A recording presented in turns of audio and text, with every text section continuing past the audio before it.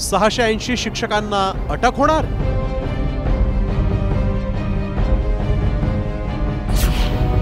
Bogus शिक्षकांचे धाबे दणाणले. SITनं आवळला बोगस शिक्षकांविरोधात फास. साम टीव्हीनं उघड केलेल्या बोगस शालार्थ ID घोटाळा प्रकरणाच्या SIT चौकशीत धक्कादायक माहिती समोर आली आहे. सायबर पोलिसांनी तपासलेल्या 1080 पैकी 680 शालार्थ ID बोगस असल्याचं आढळून आलं आणि त्यामुळे सर्वच बोगस शिक्षकांवर गुन्हा दाखल करून अटक करण्यात येणार असल्याचे संकेत सरकारनं दिले आहेत. त्यामुळे बोगस शिक्षकांचे धाबे दणाणले. शालार्थ ID घोटाळ्यामध्ये पहिले नागपूर विभागामध्ये याच्या संदर्भात काही तक्रारी प्राप्त झाल्या होत्या. नंतर याची व्याप्ती बघून राज्याच्या मुख्यमंत्र्यांनी याची राज्यस्तरीय SIT त्या ठिकाणी गठीत केलेली आहे आणि SITचं काम त्या ठिकाणी चालू आहे.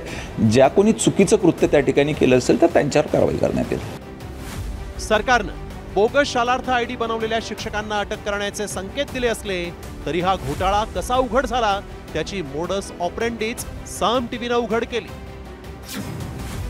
नागपूरचे शिक्षण उपसंचालक उल्हास नरड यांच्या समितीनं 233 शिक्षकांचे शालार्थ ID बोगस असल्याचा अहवाल दिला. त्या आधारेच 12 मार्चला सायबर पोलिसांकडे पहिला गुन्हा दाखल झाला आणि चौकशीचं चक्र फिरायला सुरुवात झाली.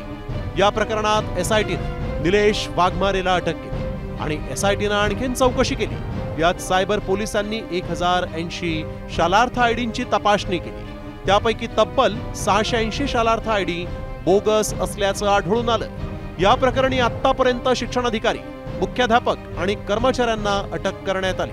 मात्र माजी शिक्षण उपसंचालक सतीश मेंढे अजूनही फरार आहे. हा घोटाळा फक्त नागपूर विभागापुरताच मर्यादित नाही तर या घोटाळ्यानं अख्ख्या महाराष्ट्राला पोखरलाय.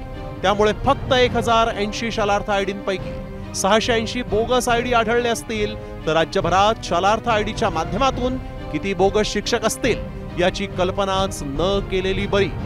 त्यामुळे राज्यातील शिक्षण विभागातील बोगसगिरीचा पर्दाफाश होईपर्यंत साम टीव्ही या प्रकरणाचा पाठपुरावा करून बोगस शिक्षण खात्याची पोलखोल करतच राहणार एवढं मात्र निश्चित. पराग ढोबळे, साम टीव्ही न्यूज, नागपूर.